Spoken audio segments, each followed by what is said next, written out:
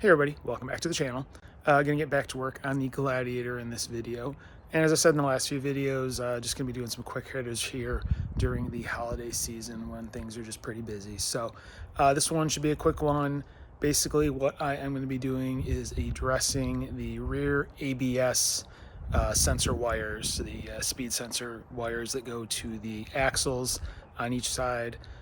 When you do lift these things, they tend to get a little bit on the stretch side, or you start to lose any slack in the line. So I did some searching online, found some extenders. So I'm gonna go ahead and get the camera turned around and then walk you through what I'm doing. All right, so here you can see the two extenders that I'm talking about. I found these at GP Autosports online. The pair was $19.99 plus shipping, so it was right around 25 bucks. I think I said when all was said, or I think when all was said and done. And what they are is a 6-inch extension that will plug in between, the existing plug to the actual wire that comes off the sensor, just to give you a little bit more. They are good for both the JL and the JT because they use the same sensors in the back. So this will be for a Gladiator or a Wrangler. And I will put a link in the description to the place where I did find these from. So if you are interested, you go ahead and click on the link and it'll take you right to the product. So wheel's still on the truck, so it's a little bit hard to see, but if you followed along, any of my previous videos when I did put the 2-inch lift blocks in the back, I did get extended brake lines at that time because the brake lines were pretty much flexed at full droop with the shocks when it was up in the air, whereas the ABS lines, I was able to unhook them from the body where they clip in, and that gave me a little bit of slack. But if you look and see just at stationary height, it is a little bit tighter than the brake line is. So when this is at full droop, they are pretty tight as far as how far they're getting flexed out. So adding these little extenders will go right up here in between the clip coming off the body harness and the actual end of the sensor wire. So I'm going to go ahead and do is get that disconnected, get the new extension installed in between, and then I'll come back, and just show you how much more slack is in the system. All right, and here it is, end result. Pretty straightforward.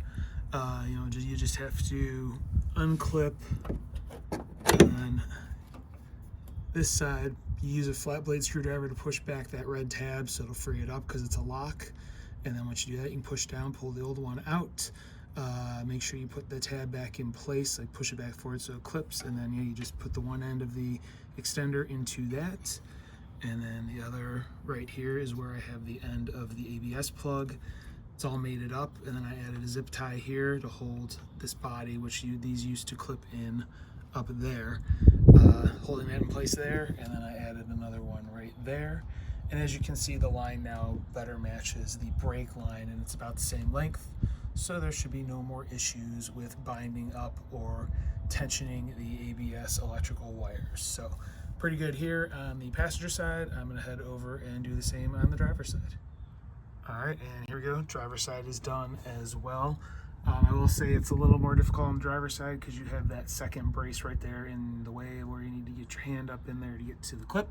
And it's actually a little tighter into the body versus the passenger side, at least on my truck it was. But I was able to get it done, everything clipped into place and is secure. You can see, again, 2 zip ties added there. And the ABS line now is much more free to follow the brake line versus being taut in some areas and being almost strained at full droop when the truck's up in the air. So that will do it for this job. Pretty straightforward and worth the 20 bucks. I know some people, well, 25 bucks with shipping. Some people will just extend them themselves. I figure why bother if you can get a part that works just fine, which this did, and it did the job.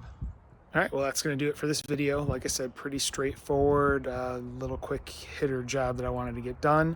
But it was something I needed to do, especially since I'm going to be going up to 3-inch springs here coming up this year, both front and rear. So going to be going up another inch in the back, so definitely needed to get those wires extended. So if you want to follow along, please hit like, please hit subscribe, please hit the notification bell.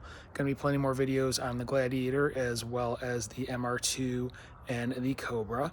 If you have any questions or comments, please leave them in the comment section below. I do review them and I will reply.